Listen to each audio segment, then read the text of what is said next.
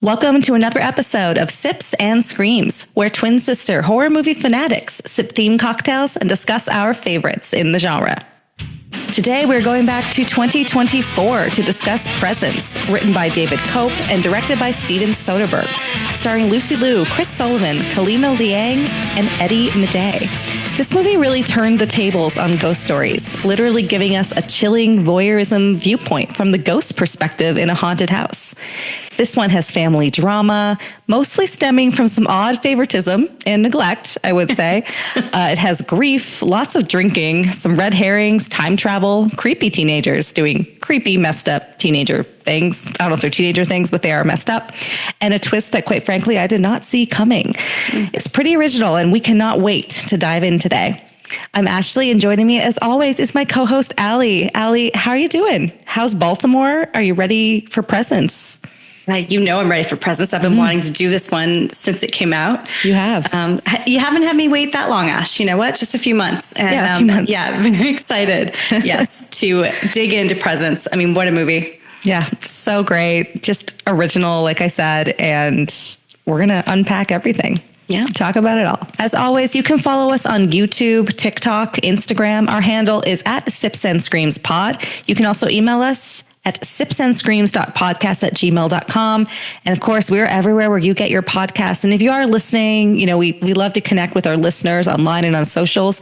Feel free to reach out to us and feel free to leave us a rating and or a review because we would love to hear from you. All right, it's that time again. It is somewhat early on a Sunday, but what time is it, Al? Oh, it is killer cocktail time. And what are we having? What do you got on the docket today? I know. This one was a fun one. I think we had multiple choices. As you mentioned earlier, there was quite a bit of drinking in this movie. It was constant drinking. It was constant. We could have gone by the red every wine family route, member. Vodka route. We could have gone the whiskey route. But, you know, like you said, it's early on a Sunday as we're recording this. So we are doing mimosas. First time we've done mimosas. You're like, damn, you got to have that orange juice. Yeah. We're using it in a less benevolent manner. Yes. Yeah. Yes. Orange juice was a big part of this movie. Not in a good way, you know? Not in a good way. No. So we're going to use it in a good way today. And we are sipping mimosas as we dig into Presence. Okay. All right, what do you have, Ash? I have my orange juice ready. Okay, so do I. And then I have my Prosecco. I have Manetto Prosecco. Okay. I've got La Marca. Listeners, you know, I think had a lot of different champagne, a lot of different mimosas. I think Prosecco makes the best mimosa in my humble opinion. Yeah. All right. Getting this ready. Ooh, your humble opinion. You're not humble about it at all. You should see her ordering mimosas when we're out. I would say not humble. I'm not. That's the thing. And like, if it's just like a regular brut, I definitely upgrade that to Prosecco and always have to know what kind of champagne they're using. Yeah. Ooh, we're not here for the J. Roger situation, Spumante. Okay, no, J. Roger, Ash, take that back. You take that back. One of my favorite places in California. You wash your mouth out with J. Roger. Did J. Roger at the Alley in Newport Beach. And like, fun fact, one time they did switch it up and they switched it to Sanford. And before I ever saw the ball, I took one sip and I knew. My mistake. I take it back. Cheers. Cheers. I mean, nothing much better than this. Yeah. Cheers, everyone. So sip along with us. So good. Mine's a little more opaque than yours. Yeah. But why is that? I don't know. Because then I can keep refilling it and like I won't have to redo the orange juice. So I'm very excited. I'm very excited about this. It's brunch, sips and screams. Let's go. Get your mimosa going. I'm dressed for the occasion. Let's unpack. Oh, you were dressed like I would say like a school teacher, librarian. Yeah, but like, or brunch. Like imagine being out. It's like 100 degrees out. Imagine going to brunch. I have like a little floral dress on. Yeah. Imagine that. That's what I was wearing. I'm just wearing, you know, my band t-shirt, my Nirvana, the Yush band t-shirt. Yeah. And that's the vibe I'm going for today. So cheers. Let's do this. All right. It is time for Sips and Synopsis. Allie, why don't you take it away and tell us about the plot of Presence? Happily, Ash. And before I do, as always, taking a little sip of my mimosa. As you do. Delicious. I'm really ready to start my Sunday. I don't know about you. Yeah. Please, anyone listening, pop open some Prosecco, add some orange juice to it, and listen along. Presents, as you said, 2024. So another one of the more recent movies that we've done, we've done a few. This is one more of the recent ones. I remember being so excited to go see this in the theater, but it wasn't playing many places, unfortunately. Yeah. So I did have to wait until it was out on streaming. And I did watch it recently, and then I rewatched it for the podcast as well. Yeah. But very excited to dig in with this one. And I think the opening sequence, let's talk about that. The opening sequence. And for those of you who have been listening to the podcast, you know that Ash and I really love these like haunted house movies, right? I think there's some of our favorites. Haunted house, haunted hotel, some of our favorites. And this one, it does it completely differently. And I love that about it. Like, it's hard to watch at the beginning. You have to get used to it. But this entire movie is filmed from the ghost, the presence point of view. It is so good. The opening, we'll talk about cliches and ripoffs later. Like it definitely borrowed from some other things. Of course it did. Yes. But I immediately, and people have reached out to us and saying they were like had motion sickness. I did too. Yes. Like at the beginning, I'm like, can I actually watch this? I know. I was worried. The camera work was very, uneven. Yeah. And it was a person doing it. Right. And so I think, the director. Yeah. Yeah. So it takes a minute when you first watch this movie. And it also, I think one of the things that I had to keep reminding myself throughout the movie is that the only time you see anything, and I've said this when we watched about other movies too, right? These found footage movies, except this isn't found footage, but everything you see is from their point of view. So you're only seeing things when the presence is in the room or when the presence is there. So it starts out empty house, big house, nice house, old antique house. Yeah. Lots of light. And yeah, a lot of light for a kind of creepy house. And we're introduced to the realtor, played by Julia Fox, which is quite interesting. She does a really good job, actually. She's in it. I liked her in it. Seconds. I liked her in it too. And so she's running late. She gets to this house. She's the realtor there to set. She's going to be showing around this family. And then we're introduced to the Payne family, like you mentioned. So, of course, the amazing Lucy Liu is in this movie. I feel like this is her first horror movie. Yeah, she's like... It's like a subdued performance, except for some of the drinking episodes. We will dig into. I love that though. We will drink. Yeah. We'll dig into this. She's great in it, and the guy the guy from This Is Us, right? Who plays like the husband, one of the husbands. Oh, is he? Okay, Chris Sullivan. So I've actually never seen This Is Us, but okay, that makes sense. He's like the most lovable character, so he's like beloved. So Chris and Rebecca, the parents, Chris and Rebecca Payne, and their two kids, Tyler and Chloe. Tyler and Chloe. So they're your regular teenagers. So they're looking at this house. They really want to get it at a deal. It's in a good school district. And so again, the way this movie's filmed too, it really jumps through time. And the way it does that, it goes to black, and then all of a sudden you're in this other time.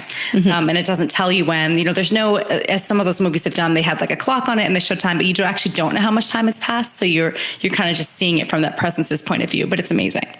And I think so the house is really interesting because usually when it's a haunted house, it's more like secluded. Think Pet Cemetery, right? Yeah. Amityville. Yeah. This one's just on like a busy street. No, but it's suburbia, but like the street itself, there's like cars and stuff. So in terms of a haunted house, it's not secluded.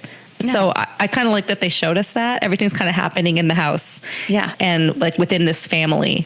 But in terms of like where it is in the world, it's just like normal, just like a little, I don't know, not even a side street, just like a major road. And there's this like really nice house. The nicest kitchen I've ever seen. Oh, it's lovely. Yes. I really like the kitchen. They've got a couple sinks in there. Two sinks. Two sets of stairs too, which I was very confused about. I was really into the... So was I about the two sets of stairs. Actually, I watched it for the first time with current husband. He actually pointed that out. Where was the other stairwell going to? I don't know, Ash. Maybe a basement that they never talked about. I'm not sure. It was going up though. It was going up.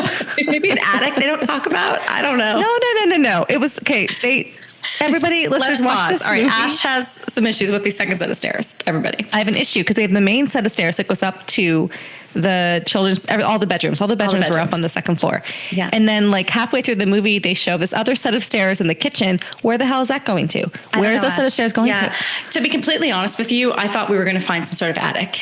Yeah. When I watched this, but they never show that. But like fun fact, this was filmed in an actual house in New Jersey, right? So I don't know, Ash. They couldn't get rid of them, so they just made it part of it. I'm not sure. They never used the stairs. Let us know. What about those second set of stairs? Where do you think they went to?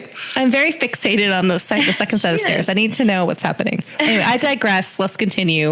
Okay, let's continue. Okay, so just before we move on, I think, at the very beginning, we see kind of Chloe looks around. It really seems that this presence, the camera, right, in the movie, has a particular interest in Chloe. And so it really follows her around. So even when she goes upstairs to the bedroom, it's certainly following her around. Retreats to the closet a lot. It does retreat. And in her bedroom, exactly. So like I said, this movie goes through time by fading to black, and then all of a sudden you're in a new time. So it's great. So now they're moved in. And again, we're seeing all of this from the presence's point of view. So they're painting the house, right? Yeah. So Chris has hired some painters. They're coming in, and we find out that one of these painters will not go in Chloe's room. So it seems that other people other than Chloe are sensing this presence, sensing something bad in this house. And I think that's a really interesting part of the movie as well, because up until then, it only seems like Chloe is the one that notices it. Yeah. And when they look directly at the camera, which is the presence, I know. It's really amazing. creepy. It's great. Yes, it's so good. And multiple of them do that throughout the movie. Chloe does it quite a few times, but it's so great. Again, we're now in a new time frame. We've got Rebecca and Tyler hanging out in the kitchen. One of the more odd scenes in any horror movie, in any movie, it's uncomfortable to watch. I think this is the one you were referring to, Ash. So she's just drinking some whiskey, I believe it is at this point, or is it wine? She's drinking, and she's just telling Tyler about how much he changed her life and how much she loves him, and how she would do anything for him. She's a little handsy with her son. Yeah. I'm like, is she flirting with her son? I mean, it certainly seems that way. And he seems a little uncomfortable, to be completely honest with you. She's like touching his arm, his like chest up. It's really weird. Like, it's and she keeps making statements about how it's okay to go too far for the people you love. Yeah. I know. Like, this is bad. And again, and a lot of the statements and a lot of things that happen early on are certainly foreshadowing the ending. Yeah. We'll get into that. But yeah, that scene is uncomfortable. But clearly, Rebecca's been up to some shady dealings at work. She has been, We'll talk about kind of the outcome of that, or the lack of an outcome of that. But she's also like, just really, says it's no secret that the son's her favorite. And then, Chloe's been going through a hard time. Yeah. Chloe's been going through a hard time. We learned that Chloe's friend died, Nadia. But the mother is so cold. She's just like, she can't take us down with her. Like, my God, this is your daughter. Like, it's so cold. It's cold. It's very cold. And I think they think that Nadia, they don't exactly know how Chloe's friend Nadia died. She's clearly depressed about it. They're all calling it an OD. And so they're even concerned that maybe Chloe is doing drugs as well. Yeah. So they don't really believe that it wasn't something self-inflicted. And the brother does not, at the beginning, like, do a good job. He doesn't take up for his sister. Oh, no. Tyler's does not like his sister. Yeah. The only one that takes up for the sister is the father, right, Chris. So he definitely goes out of his way to make sure Chloe's doing okay. But so I think, it's interesting, right? And you're kind of at the you're seeing these different scenes with the presence, which again is the camera. And we see that it's actually trying to help in some cases. So of course it's kind of creepy. It looks creepy, but it's actually, at one point it cleans up Chloe's room. So she's showering and it takes the books and it puts them away for her. But of course she comes out and is shocked by this, as anyone would be. Yeah. You're like, who moved my books? This is creepy. Yeah. So when they do get all moved in and they show like the kids' rooms, did you notice this? What is with like the kids' rooms being nicer than like the master bedroom? Yeah. Right. Yeah. Like Chloe's room had the ensuite bathroom. It was like really big. The master's bedroom didn't have the ensuite. It didn't. Oh, it did. Again, I'm like obsessed. I'm like obsessed with the inside of this house, and the master bedroom. She like went down the hall. I was looking. I'm like, wait, that's the closet. Wait, did they not have an ensuite? And the kid did, but at least the daughter did. They gave Chloe the nicest room. I don't think the son did. They hated her, but they gave her the nicer room. Yeah, maybe because she was going through some things. Her best friend Nadia had just died. Yeah, but the kid in all these movies, the kids always have like the nicest rooms, and you're just like, okay. So Chloe comes out, and she's seeing that this presence cleaned up her room, so she's sensing it. But it's interesting. So she's sort of shocked at the beginning, right, and kind of scared by it. But she's sensing that it's not going to harm her, and she thinks that it's her dead friend Nadia. Yeah, which is interesting. So she's not scared by it. So cut to, again, time's moving on. Chris and Rebecca, again, having some wine in the kitchen, which I would love to drink wine in that kitchen. I will tell you that. Dude was like chugging the red wine, and I'm here for it. Was. I'm like, I'm here for it too. And that was another option we were going to do. Yeah, it's a great kitchen. You know, she has her laptop. Like, again, it looks like a little nice little evening, except they're talking about the fact that their daughter might be on drugs, and they just get her a different therapist. Other than that, though, that's some good times in that kitchen. So, like, what did the parents do? What does he do? Because they have money. Construction or something, I think. I think he does construction. She's, I think, a lawyer or something. She's definitely in the corporate world. She's on that laptop a lot. She's deleting emails. She's, again, has done some shady things. We don't find out what it was, right? But even Chris, he's like trying to get out of it. Clearly, he knows that she's done some shady things. She even alluded to that when she was speaking to Tyler earlier in the movie. Yeah. So I feel like she did stuff to make money.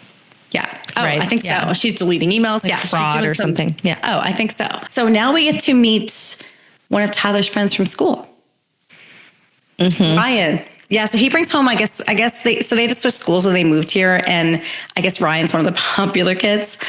He brings Ryan home from school. What in the like Devon Sawa Farrah Fawcett is going on with his hair? Apparently this is like a style. Like you and I were talking about, like the Gen Z or whatever the next one is. The broccoli head, like the perms, and now it's like the Farrah Fawcett hair on the guys. Yeah. And Ryan. It looks, I mean, it's better than a bowl cut, maybe. Yeah, but there were some interesting cuts in the '90s, Ash. It's true. Like there's like the Justin Bieber. Yeah. Like the parted down the middle, the Devon Sawa one. But this is different. This is its own thing. Yeah. It's got some flips. Yeah. He's got some hair, some blonde hair. So this is, again, he's like, I guess the popular kid from school. He's friends with Tyler. Tyler brings him home, introduces him briefly to Chloe, to the sister, right? He's clearly thinks she's cute. It keeps cutting, right? Moving forward in time. Chris is worried about Chloe, right? Wants her to maybe see another therapist. He's even looking into the fact, like, he obviously knows Rebecca's into some shady things, and even, calls a lawyer friend of his to see if like he should get separated, right? Like what are the implications if he's married to her? So again, all these things are happening. This presence is seeing kind of the family unraveling. Yeah. At this point. Yeah. It's all like the family drama, everything. It is. It's a haunted family, haunted house. It is. And so now clearly Chloe and Ryan have hung out at school, and she brings them home. Yeah. So she brings them home when like the parents are out. Yeah, no one's home. So they come home. She's offering him alcohol. They don't not lock. There are no locks on the liquor cabinets in this home, everybody. No, there are not. Kids can drink it. Yeah, they trust the kids. They're drinking it. She takes, again, so I guess Ryan and her at this point are dating. She takes him up to her room. They're hanging out. I think he's brought pop brownies or something. So they're eating those. Hanging out in the room. Ryan seems very curious about her friend that has died, Nadia. Ryan is kind of asking her about it. She kind of makes statements about how she wished she had gone with her, like had died with her. So it's, he's telling the sob stories about himself and how his mother and, his childhood and everything. So and how he's suicidal. He's like obsessed with death, basically. He's obsessed. He's obsessed with death. But at this point in the movie, you think he's being nice to her and listening to her and things like that. He keeps making statements about how she's in control of like how far they go in the relationship. I hate that. Yeah. I hate that whole thing. I mean, it's he's absolutely gaslighting her. This movie, but he keeps again and again and again makes those statements. So him and Chloe are making out in the bedroom, and again that the presence is there, right? And you see it, the presence is in the closet. It always seems to shy away whenever Chloe and Ryan are hooking up. So they're making out, and then it just all of a sudden the closet shelf comes down. Yeah. Right. And it's very loud and it's very effective. And it's a fantastic scene in the movie. And it's interesting, right? Like obviously she knows, she goes over to the closet, she feels the breeze in her hair, but she's kind of at this point a little too scared, I guess, to tell other people about it, right? Because she thinks it's Nadia. She thinks his presence is her dead friend, Nadia. Time moves forward again. They're having a little family dinner. For some reason, the two kids are sitting on one side and I wrote that down. Did you write this down? No, I wrote that down. That's such a TV across from each other. So that's the thing that they always used to do when you had those like the sitcoms and stuff, because you just had the one camera in the front, so you would sit everybody around, which makes no sense. And they did it, and plays do this as well. So I'm like, I feel like this movie is very much like a play. They didn't have to do that. A play. Yeah. No, they didn't. It's like a play. Because it could have filmed, the presence could have moved around. You still would have seen it. Yeah. But they did it this way. And I'm like, that makes no sense. You would sit on, everybody gets like an edge of the table, but they didn't do it that way. Yeah. I definitely had that written down, the same thing. but it's so they're eating again, like a play style. And Chloe at this point confides in her family about this presence, right? She tells them about it. Big mistake, Tyler, Chloe. Yeah, big mistake. Tyler like freaks out about this. Again, she's saying that she's not saying it to scare people because she actually believes that this is a good presence, right? That's not actually there to harm them, but they all think she's crazy and on drugs. Yeah. Effectively. So, clearly, again, the mom, Rebecca, loves Tyler. He's her favorite. Clearly. Is clearly, very protective of Chloe. And even, he has a conversation with Tyler later that night that like he really wishes he would stand up for his sister just once. Right. Again, some foreshadowing. When the first time you see this movie, and if you haven't, obviously if you're listening to this, I think you've seen the movie, but you got to watch it again, right? And kind of there's some things on the first time you miss until you see the ending. Yeah. So we learned too that there was not just one girl that died, Nadia, but there were two girls. So there's two girls that OD'd in their bedrooms that we learn about. And kind of these things are sort of sprinkled throughout the movie. They're not a huge plot point, but the parents talk about it a few times. So you don't realize the significance of it for some time until the end. I certainly didn't when I first watched it. I wasn't kind of connecting those dots. I wasn't either, but at one point I was like thinking about the mom, like, what is this mom doing? And why doesn't she care about her daughter? I'm like, is she selling drugs? Like, I literally was like, is she a drug dealer? Is she selling drugs to these I just kids? assumed it was like illegal dealings, like embezzlement or something. No, I don't know. I had all these never find thoughts. I had all these thoughts in my mind. Like, what is so crazy? Go too far for your Mine family? never went there. Oh, okay. Yeah, I had some really dark Swimmer. thoughts. Yeah, dark thoughts watching this movie. I'm like, she's trying to get rid of all the horror sister. movies you've seen. Yeah, I'm like, no, mom's a drug dealer. She's selling these drugs and killing these hot kids. take. Yeah. That's what I thought originally. I can't believe that never crossed my mind. Listen, we talk about the ending. I have more to unveil. Well, I'm going to tell you what I originally thought the presence was. And I want to hear when you watched it, who you thought it was, because I had a very specific person in mind. Turns out I was wrong. I have experience watching this movie. Okay. I am excited to get into it. Again, this movie moves fast. It's an 80-minute movie. We're getting closer and closer to the end. But so the next scene's a really interesting one because, and we have to take some time to talk about it because we kind of learn that like Tyler's kind of an asshole. He's an asshole. He's a bully. He's a bully. He wants to play this prank on this girl and he's done it and he's telling his family about it. So they're sitting in the living room and Tyler is telling the story about this horrible prank he played on this girl. And the mom's just like listening and like, oh, like next to him, like laughing, almost she's like flirting. Into it. It's so weird. She's into it. And the dad is not. Into it, and he tells the story. This Simone girl at school. It's like horrible. Like, she does say a few things, but it's mean. It's very mean. It's a girl at school. They catfish her about some guy she liked. They get her to wear some, I guess, weird shirt and to go to some room in the school. And then they're all there making fun of her that the guy's not actually there. And then they continue to make fun of her in the clothes she was wearing. But even before then, they had her send a naked picture to this fake guy that she liked. And then somehow it ends up on the internet and Chloe tells Tyler about it. Teenage boys are the worst. Like I was watching this, like the mom, like, so the mom's like being like, oh, like funny. That's funny. I'm like, no, it's not funny. That's it's not horrible. Funny. Yeah. That's horrible. But it's used as a plot point in the movie, right? So obviously we're only seeing this because the presence is seeing this. So the presence is there. It's watching the family have this conversation about what a horrible person Tyler was, this awful prank he played on this girl. And clearly the presence is getting upset. And it goes upstairs and it just trashes Tyler's room. Right. Love so that it scene. did not like hearing it. It trashes Tyler's room. But at this point, now they all have to believe Chloe because they all go up and they've seen it. It looks like an earthquake has hit this room.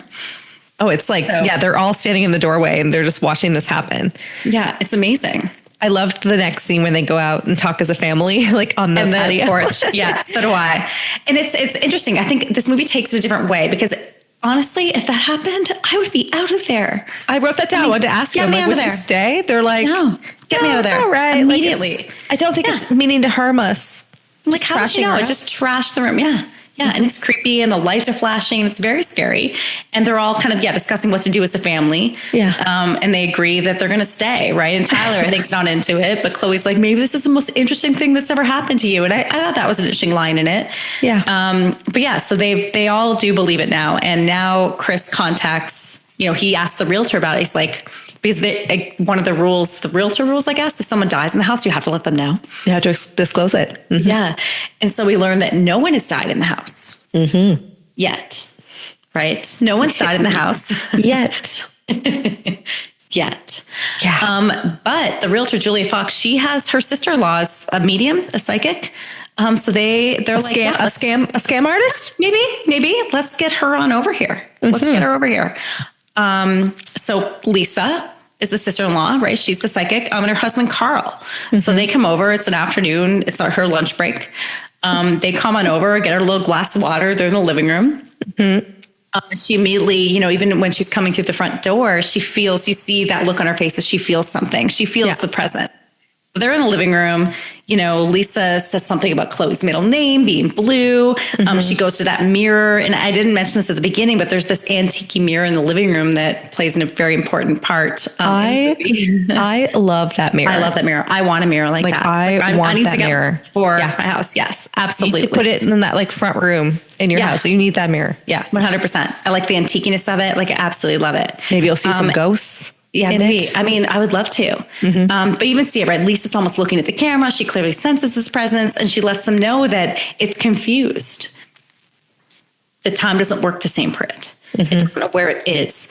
It could be, things are the same in the past and the present, and this presence is just very confused. But at the very end, it just says, help her. And then she comes out of it. And that whole scene it's just so interesting, right? Because you're watching it, and it just seems... she seems like a fraud, but some of the things that she's saying and doing seem like she's actually experiencing this presence. Yeah. Yeah. And then Carl asks for compensation. She's going to be out for a bit. So again, as you're watching this, you're like, okay, well, that was just that was fake, right? This takes a lot out of her. She's going to be out of work for, was it 2 days? Was that the recovery phase? 2 days. I believe, she does this and then she's out for 2 days. So Chris pays her. Rebecca's not happy about that. So then, again, fade to black. Cuts to the next scene. It's another afternoon. Chloe has brought Ryan home. They're having sex in her bedroom. And again, you see it, right? We saw it before when they were making out, but you see it again when this is happening. When she's hooking up with him, the presence sort of retreats back to the closet. Yeah. Which is, interesting. And so again, watching it, we'll talk about it later, but I had my theories on what the presence was, right? Because it clearly seems like it doesn't want to see that happening. Right. I mean, none of us wanted to see that happen, to be honest. Well, no one wanted to see it. Yeah, it's an uncomfortable scene. All of it. It's more uncomfortable what happens after. Yeah, every scene with Ryan is uncomfortable. But, now we're going to learn about why we had orange juice. So they finish and he goes and showers, I guess. And then she showers. And no, they don't even shower. Do they shower? She showers. She showers. She goes to shower and he goes to shower and he's like, to get the orange juice. Yeah, it's always the orange juice. And I guess it makes sense. It masks the flavor of things. But so he goes down and gets some orange juice and he comes up. She's in the shower. And then, now things take a turn. He takes some drugs out of his pocket and he puts that in her drink and mixes it up with his finger. So they just, okay. Yeah. They just had sex consensually, we think, right? And it was consensual. I believe it was consensual. And then he drugs her. I don't know what's going on.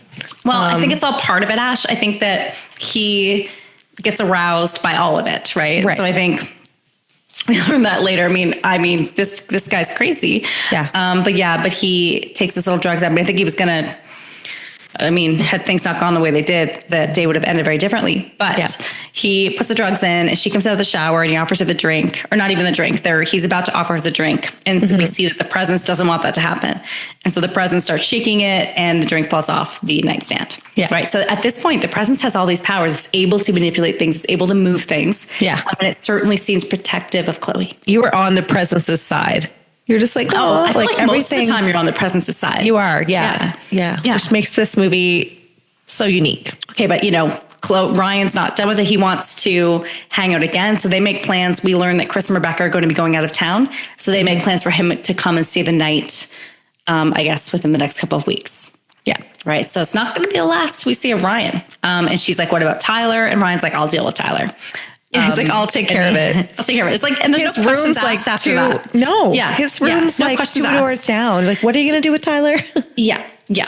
But anyway, so, and we're nearing the end. We're nearing some of the pivotal scenes at the end of the movie. But I think one of the things that you see throughout the movie is Chris, the father, has a special connection with Chloe. He continually kind of goes in. He tells a story about his grandmother's being super religious and how she's special and all of that. So again, I think she listens to Chris more. And I think some of the things that he says actually help her potentially survive later on. But Well, spoiler, Al. well, he says he believes her. So the dad believes Chloe that there is this presence. He believes her. And I think that makes a difference for her, right? Yeah. But before we get to kind of that last scene of the movie, Lisa, the psychic, wasn't we hear from her one more time. One more time. Real quick scene. Then we see it from the presence's point of view upstairs. But she comes over and she just wants, she had a bad dream and she wants Chris to know that it's a window. That there's something to do with a window that doesn't open, but something bad is going to happen. So she came over to warn them, I guess. Wait, she didn't even come inside though. She's just outside the house. Yeah, she's outside the house at her car, but there's a window. Yeah, and it won't open. And obviously, what is Chris going to do with this? And they think she's a fraud. So at that point, yeah. But pay attention to that. She spoiler alert, she wasn't wrong. I mean, it didn't open, but well. Something else happened. Okay, we're at the last night of the movie, right? And so Chris and Rebecca going off on their business trip, so they leave. That it's Tyler's listening to some music in the living room, just drinking straight vodka. I think Tyler's living large. He's drinking straight out the bottle, or vodka he's or tequila. No, he has it in a cup. He's put it in a cup. He's putting. He's classy. Yeah. He's classy like that. But he's not mixing it with anything. He's listening to rock music, and it's just he's having a great time. I mean, it's a vibe. It looked fun. It did look fun because they have a living room. This house is amazing. They have a living room with a TV, and then they have another room that's kind of like a lounging room, and that's where he was. Yeah. And I'm I'd chill there. It looks fun. I would chill there too. And he's invited Ryan over. So Ryan comes over. And again, Ryan just really likes his juice. He likes drugging people. He likes drugging people. So his plan to take care of Tyler is to drug him so that he passes out. So he comes over. He's like, we got to get some vodka up on this cranberry. Yes. For those of you who watch The Office may know what we're talking about, but he takes the alcohol and he makes some mixed drinks with orange juice. And again, of course, he's got some drugs and he puts drugs in Tyler's drink and he takes it back and then Tyler just chugs that down. I mean, you know what bothered me? Okay. Yes. He's always drugging people. It's his thing, but dude gets the orange juice, his orange juice out of the fridge, and he doesn't put it back. And I'm it's me lukewarm orange juice when he does it again. It's not even your house. You don't put the milk or the orange juice back. I don't think he's concerned about that. I don't think he cares that the orange juice is not going to be cold. And his fingerprints are all over everything. I put it back. Put it back. Well, he thinks he's going to, perfect crime. Again, not trying to give away. I'm going to get into it real quick. But yeah, so the drugs work. Tyler passes out. And then Ryan goes up on to Chloe's room. Yep. Yeah. I mean, not before making some mixed drinks with orange juice, with drugs in one of them for her. Yeah. But he brings those up and he never mixed them up. What if he had mixed them up? I always thought that was interesting. I was trying to follow which one was the drugged one. But he goes up and it's interesting, right? Because at this point, Chloe is kind of backtracking on her relationship with him. So she doesn't want to hook up with him anymore.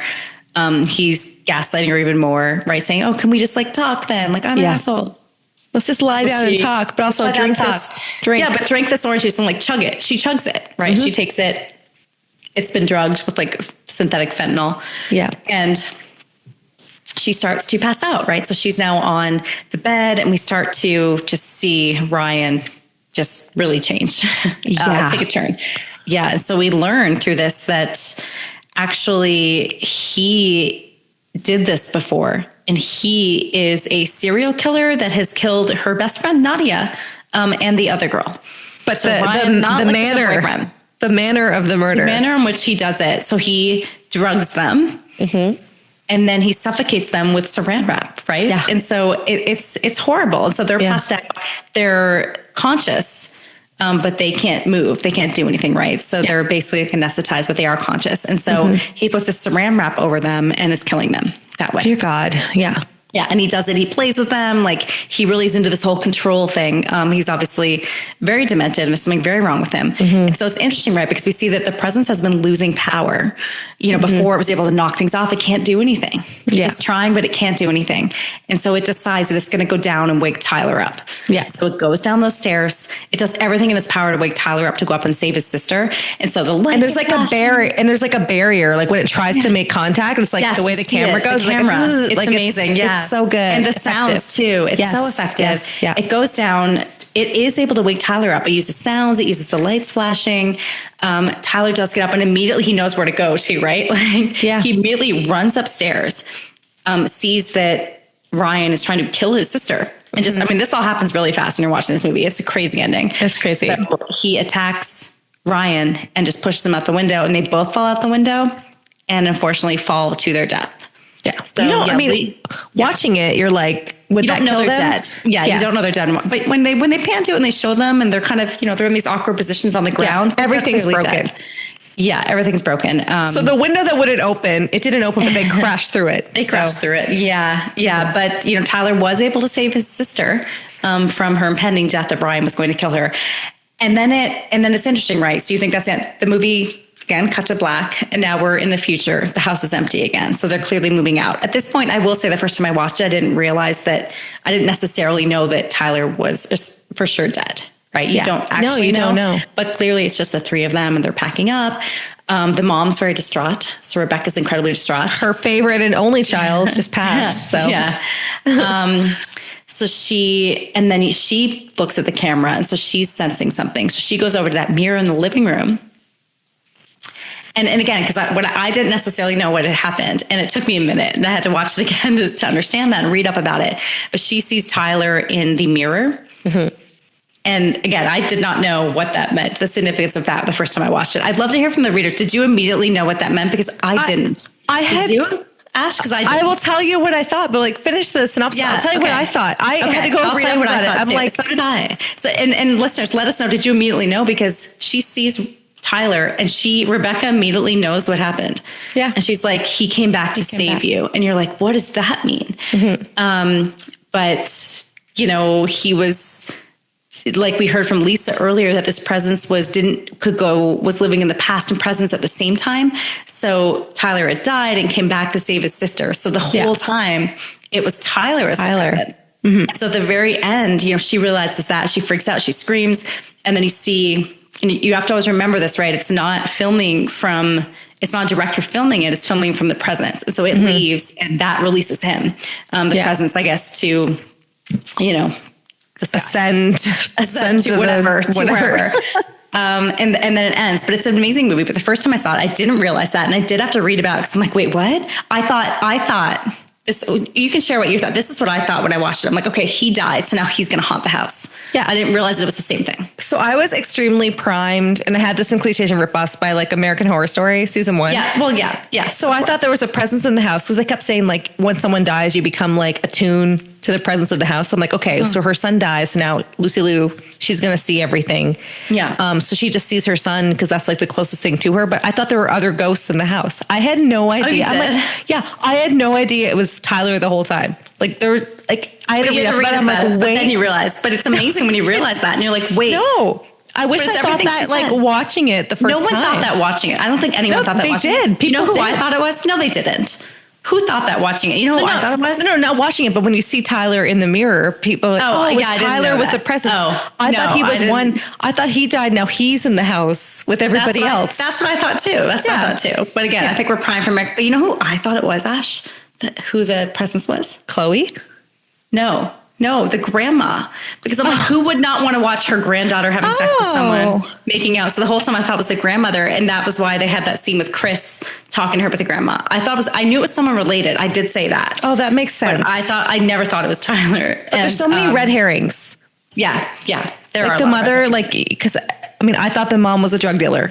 Not gonna lie. Who else thought that? The fact that you thought the mother was a drug dealer, Ashley, I never thought that. I cannot be the only one that thought that. Like what did you do that's so bad and is somehow connected to the deaths of the teenage girls? Like I'm dying the fact that you thought that. I did think that. But yeah, I still, even not knowing that Tyler was the presence the whole time, I was like, oh, that's cool. I'm like, that's a cool movie. And then I read it, I'm like, oh, he was the one that saved Chloe. Like, and then it's like a mind, like you're just like, it's a mind bend. Yeah. I had to like really, I want to rewatch brilliant, it. But it's like absolutely brilliant. Yeah. So, that is Presence. What a movie. What a movie.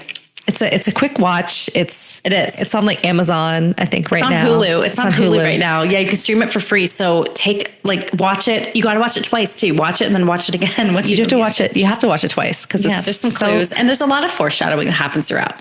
I'm really proud of the horror community for not spoiling it because I did not know the ending. And I knew it was a twist ending and I had no idea. So I feel like the horror community really kind of like sticks together. So a little bit of behind the scenes. So Steven Soderbergh, he shot the movie. He was the cinematographer and they shot it in 11 days. Yeah. He was the one. And it was like a digital camera. And he did. And it was really interesting because there's a bunch of interviews with him and he talks about the scenes because it's so cool at the beginning. It's kind of like short scenes and it lags behind a little bit. Right. And then as the movie goes on, the presence is supposed to like learn where it's supposed to be and it kind of anticipates it. And the shots get smoother and faster.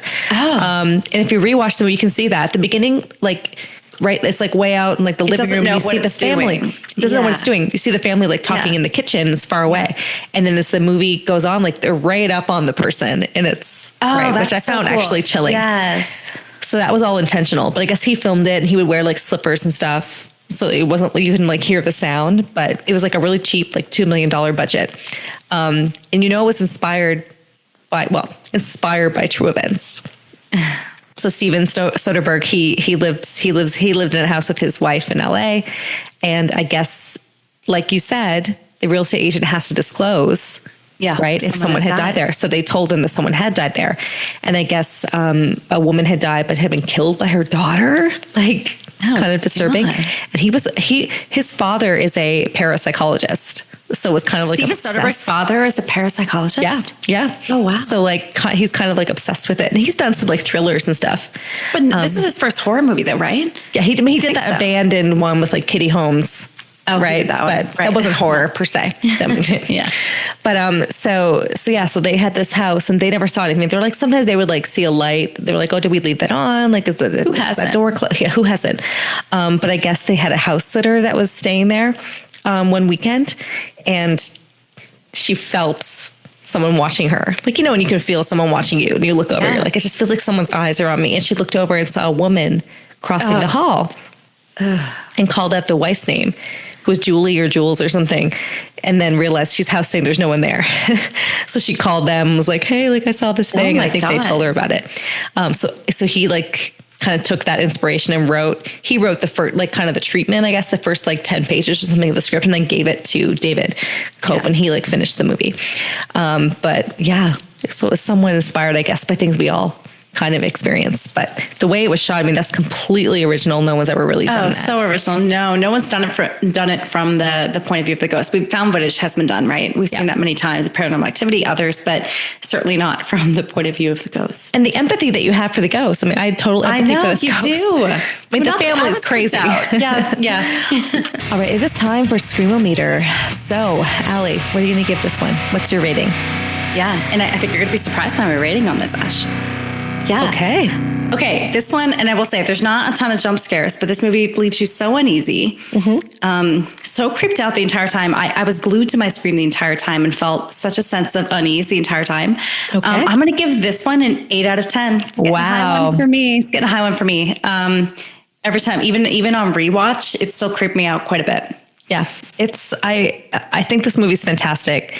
I loved the turning the tables, like literally turning the camera around. Like, the empathy I felt for the ghost was amazing. I know.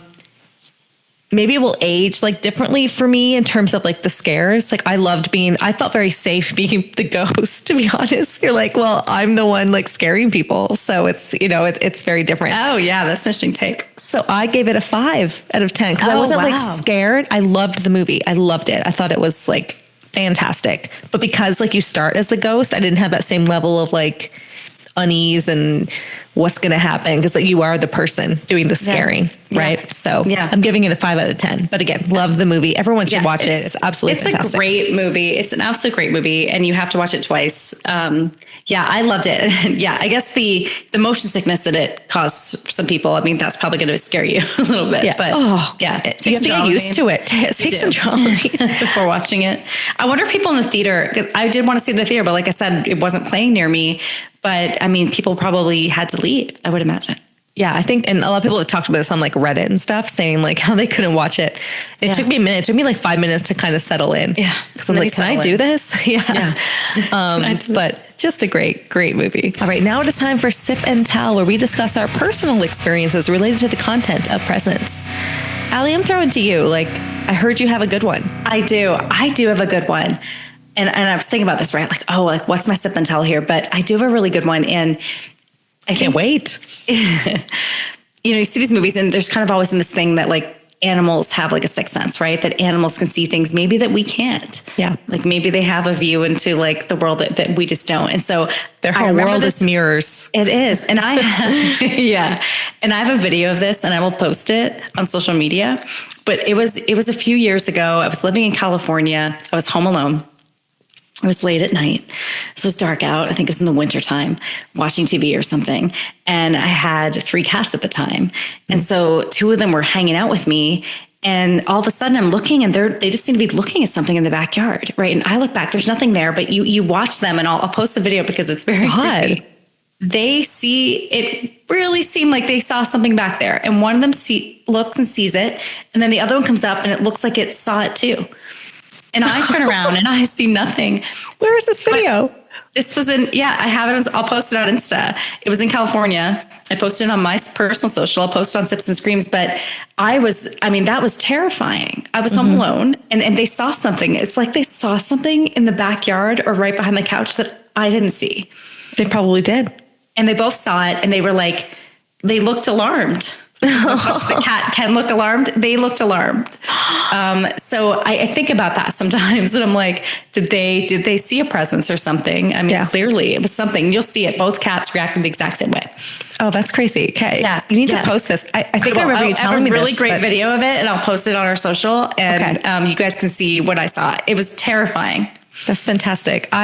So I have another Sip and Tell, but now that you mentioned that, I'm like, so my dog Finn, same thing. He would sometimes bark at the corner. We had this, we were in this old, definitely haunted building in Toronto, and he would bark at the corner sometimes, and just like stand there in the corner, like barking. What are you looking at? Yeah. I swear they see something. Yeah. But this house, I told this in another episode, but I need to repeat it, because like it was crazy. Love this one. Yeah. So the presence was helpful, right? Like putting things away, like cleaning up. I guess it also was destructive, because it ruined the shelf and all that stuff. It was upset. It got upset a few times. Yeah. But we definitely had a presence, had this like old apartment. It was like old, like over 100 years old, 150 years old, this building. Yeah. You stayed there many times. I did in Toronto. And you would feel stuff like I came out of the shower one time, and I had left the light on, and it was off. Right. So I guess environmentally friendly. We had like jackets and things that were like hung up. Yeah. That were, you come back, they were hung up. That's crazy. And I wasn't I told this before, but I wasn't the only one that other people in the building said the same thing. And I saw like a handprint once on something, and but it was just the overall sense of it. You could definitely feel it. And that apartment was really bright, had lots of like windows on a busy street in Toronto. But I'm telling you, there was something there, and it didn't feel scary though. Yeah. I will say that it felt more helpful. Had someone died there? Did you look into that? Apparently, it used to be a brothel. This building. Okay. It's like a brothel back in like the late 1800s or something. Maybe like a red light district. Yeah, maybe. But if they did, they were just trying to like clean up, to be honest. So I don't know. Okay, wait. But this reminds me, I have to tell one more Sip and Tell for me, because all the Sip and Tells. As those of you who've been listening, I live in Baltimore. And there is this bar called Pub Dog that's in Federal Hill. And I went there recently, and one of the bartenders was telling me that this place is haunted. And I guess some woman did die there back in like the 1800s or something. And so it's just like what happened in Presence. And so apparently you go up to the 3rd floor, and there's this antique mirror. And this is what she claims and what some of the people claim has happened there. But you look in that mirror, and you can see this ghost. behind it. Yes. And it's up on the third floor. You and I took you up there when you were here. There was nothing. I didn't see it. No, but it was like the daytime. I feel like we have to go at night, like in the winter rush. We have to go between 3 and 4 a.m. Okay. Yeah. The witching hour. The witching hour. Yeah. But so apparently a bunch of the people that work there, like it's old news, like they've seen this ghost. It does things, like things will move at the bar and everything. And so I was just fascinated hearing that. But yeah, I mean, that's just, down the street from me. So yeah. I'm obsessed. Okay. We're moving on to sips and scares, where we discuss the scariest parts of presents. You gave it an 8 out of 10, so you must have a lot. Did. You know what though, Ash? I don't have a lot. I think my 8 out of 10 came from the fact that just the entire movie, I felt uneasy. Whether it was the Ryan character, whatever it was, I felt uneasy the entire time. So that's why I gave it an 8 out of 10. But my top 2. Number 1, the very beginning, it's like the first scene we're introduced to the Payne family and Chloe. And it's so great because she's looking around the living room, and then all of a sudden she just pans and stares right at the camera. Yes. And you're not expecting that to happen. And it happens a few times throughout the movie, but the very first time it happened, I was so freaked out and so scared by it. It's creepy. Yeah. It's like looking at you, the way it's done. Exactly. You're just like, what did I do? Oh my God. And then of course the very end. I mean, I think Lucy Liu did a fantastic job on that at the end when she goes to the mirror and then she sees, like, you're not as scared by seeing Tyler in the window, especially when you don't know what's going on. Yeah. But when she screams, watching it the second time, it's just like a terrifying scream. I thought that was very effective. I thought they did a really good job with that. So I think, it kind of bookended the movie with 2 really great scares for me. Yeah. That sticks with you. When I look at mirrors now, I mean, I look at them a little different. Oh, I know. And Mirror is, so many movies have done that too with the mirror thing. And yeah, I agree. Like that was like her best like acting moment was at the end. Yeah. So my biggest thing, just the way it was filmed for me, that and I mentioned this, alluded to this before, the quick shots of the ghost, the presence like following them up the stairs, like terrifying. And you're the ghost. So it's like, it's so weird. But you see someone go up the stairs and they like go really quickly and go behind them. I found that scary. I thought that was really unnerving. The shelf falling, any of those like really loud noises are just like, jarring. And when then he's over her in the middle of the one where it's starting to lose power and it's over her while she's sleeping. It's really creepy too. So creepy. I didn't even notice the losing power thing. I just thought that like they couldn't break through the barrier. Yeah. No, it started to lose power. And so you see it, there's a scene near the end where she's sleeping and she's trying to like wake her up and he can't. Yeah. Okay. So it's losing power. Yeah. I did not clock that. And the mirror scene with the psychic when she just like looked in, like immediately was freaked out. She looks at the camera too a few times and that's really creepy. Yes. Yeah. So I thought that was really good. So it's definitely eerie, but it's just a good movie. It's like the family drama, the creepy teenager, like it's like a serial killer movie because he was a serial killer. Yeah. This dude murdered, I'd say. I mean, at least 2 those women 2. and tried to murder one more. So just, very, very crazy. Okay, it is time for cliches and ripoffs. So there are a few ripoffs and cliches. Michael Myers, Halloween. The voyeurism. I mean, every movie's done that, but absolutely. No, I wrote this down as like my number 1 at the beginning, and I loved it. And it's kind of opposite of Halloween. So Halloween at the end of Halloween, the beginning of this. At the end of Halloween, the whole thing is the voyeurism where they're going through the house and all the different rooms, and it's scary. This movie starts with that voyeurism, all the different rooms at the end of the house, but the score is really pleasant, right? It's like, it's not, no, it doesn't become ominous until the family moves in. It's like really pleasant. You're like, oh, what a nice house. And you're kind of getting used to like the vibe of the movie, but totally like a ripoff of Halloween at the end. So maybe that was a nod to it, but I actually loved it. Like the opening scene, this movie gets you like right away. It was fantastic. And we already talked about Paranormal Activity, right? But the biggest thing is when they go to black in this, like the next scene, because it's from the presence's point of view. But Paranormal did that because they only had the video footage.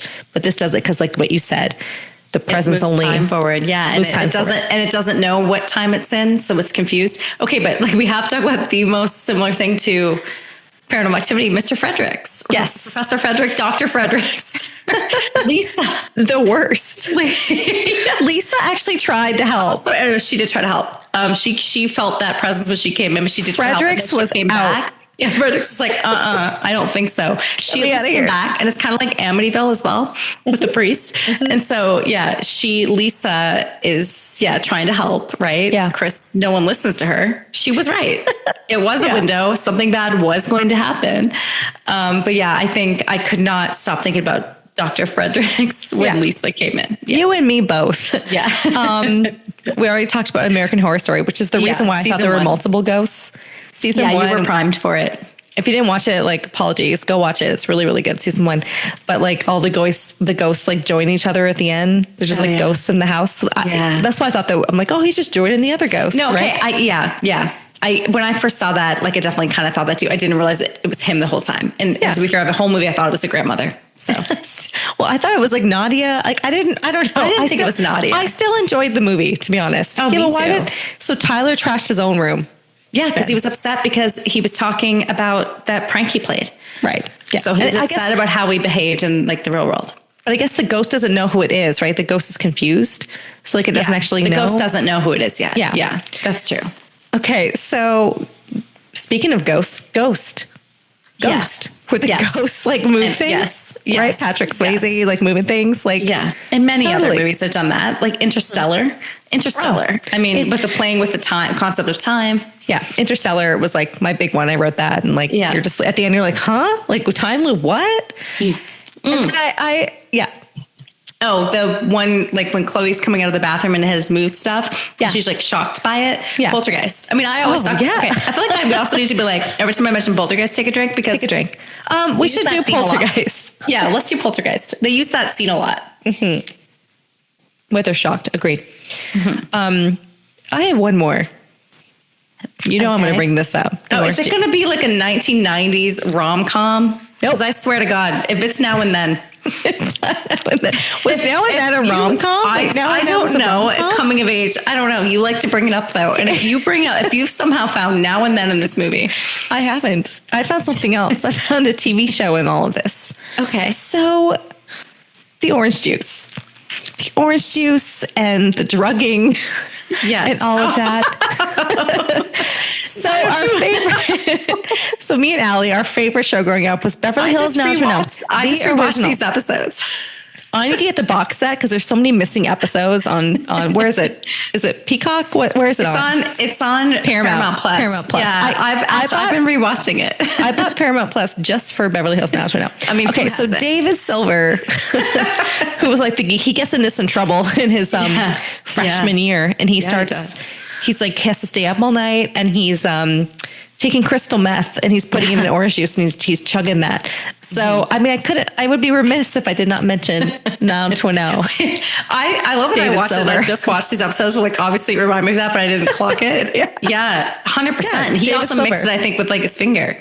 Yeah, he did, and he wasn't like murdering people, but he did do the crystal meth thing. So 90210 for me was definitely a. He wasn't nice to his girlfriend, Donna. No.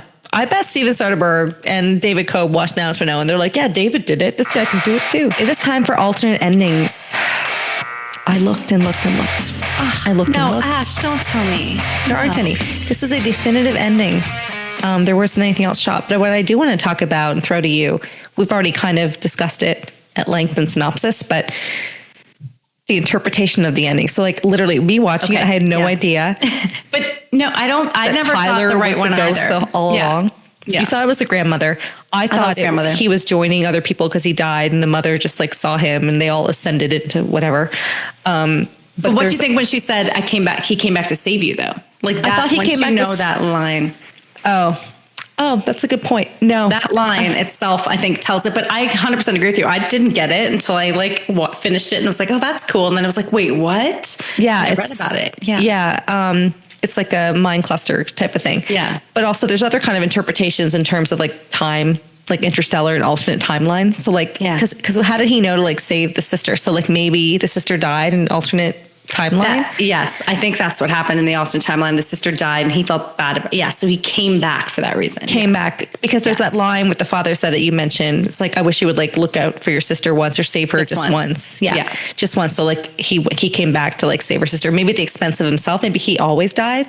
Maybe there was a time where Chloe died and I think there was. Back and save her. Yeah, I think and people have talked about it online that like it maybe even like later in life, they did live past that and later in life. And then he chose to come back to this time to save. Yeah. There's different theories. Because if it's like, what is present? Right. So, so there's different theories, and it's interesting. But even without that, because it is when you have to think about it, right? And once you know the ending, you rewatch, you're like, okay, wait, what? Yeah. He's just waking up, but he's this ghost, but he's in this timeline where he also exists in the real world. So it's kind of crazy. And clearly he has a connection with Chloe, but also like gets really upset when Tyler does anything bad. And so it's very interesting. And also it's sort of like almost feels bad about eavesdropping on the parents. If you notice that, it kind of feels bad about it and sort of stays away.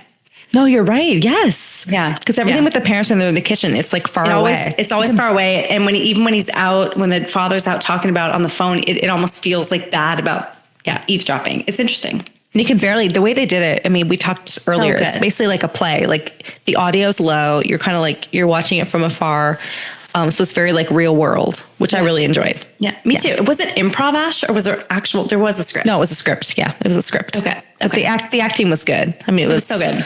Low budget, the 4 people, I thought it was like perfect. The people that they actually cast. The kids were really good. No, with the lighting at night, and it was just like the lamps and everything. And they did such a good job with that. They evoked that horror. They didn't even need to do much. It was just him sitting in a room, and it was creepy. It was like people just be sitting in a room, like at night in the bedroom. Like it was so well done. Everything about it was entertaining, and it moved. It moved. It moved fast. Quick. Okay, one thing I forgot to mention in cliches, and I have to mention it now, is the closet. The closet. Yeah. Oh, I know. How did we not mention that? Because like the choice of that closet. I feel like a bad horror movie fan. Horror people. We're bad. Everyone listening will be like, why didn't they mention Halloween? With the closet, because it was the same one. The shutters. Yeah. I apologize. You know what? Yeah. We are sorry, everybody. We are bad horror fans. It was Michael Myers in that closet, and we all know it was, and we were all thinking the same thing. Okay, we're moving on to the villain. Now, this is kind of complicated. Who's the villain in this movie? I mean, the villain is one person. I mean, obviously you've got Ryan. It's not complicated for you. No. Oh, no. If there's one villain and one villain only in this movie, and it is Rebecca. It is the mother. The mother. I don't know how you can watch this movie and think anyone else is the villain. It is her. She's such a boy mom. Yeah. Baby's that kid. Like, he's horrible. He's like, I'm not saying Tyler deserved to die, but like, he's not a great person. But he deserved to die. He saved his sister in the end. But you know what? That mom and the relationship she had with him, and like the listening to him as he's like bullying that girl who ends up in like a psychiatric hospital. No, definitely the mom, Rebecca, the villain, 100% in this movie. There is no one else for me. And I hate that. I hate the helicopter mom thing, but like it's a cliche that has been kind of proven in other situations. Mm-hmm. But the way she acts in this movie, you just kind of hate her. You're like, why do you hate the daughter? Absolutely hate her. Yeah. Like you're listing like a high school girl, like, oh, and then what did you do? Oh, you bullied that girl at school. It's like so creepy. There's no discipline. No. So I too focused on the son, too much going on. I mean, obviously the Farrah Fawcett kid with the hair was like the worst. Obviously Ryan is like the worst. So this is the thing though. I actually, like thinking about it, I hate like being like really sexist and like blaming the mom, but he was blaming his mom. It was all about the mother and how they were raised. He was talking about his mom. He wasn't good to Chloe. No, he wasn't good to Chloe. What, the Farrah Fawcett kid? No, well, obviously Ryan wasn't good to Chloe. He like tried to murder her. No, I know, but like, so they were exploring some things that was always the son mother relationship, because he was talking about his mother as well. He was. Oh, right. Yes. Right. So he didn't get along with his mom, and he murdered. Right. The other kid really got along with his mom and was like a bully. So like, what are they trying to like tell us? So I'm a little disappointed. Any kind of relationship with your mother is bad. Yeah, I'm disappointed in like the sexism, I guess, of it. But okay, fine. You're right. The way they portrayed it was definitely, you don't like the mom and like the dad. You're like, oh, he's like affable and whatever, and like likes the daughter. But it's definitely disappointing. For sure. 100%. I need to mention one more, not a villain, but I didn't mention this in Clichés and Ripoffs, the Mirrors with Kiefer Sutherland. How did we not mention that? Like, but that's Ash. That's an obvious one. Yes. It's obvious and we should have said it. So I feel like we did not finish that category. So I need to bring it back. Okay. All right. We're like, as the more we get into this, the more we're remembering, like, actually this movie ripped off a lot of other movies. It did. And I still enjoyed it. It was still fantastic. Same. I still loved it. And I was still surprised by the end. All right. Well, that's going to do it for Sips and Screams episode 19. Presents. Thank you so much for joining us and listening today. Join us next time as we sip on more themed cocktails and discuss the good, the bad, and the truly terrifying of our favorite horror movies. Cheers. Cheers.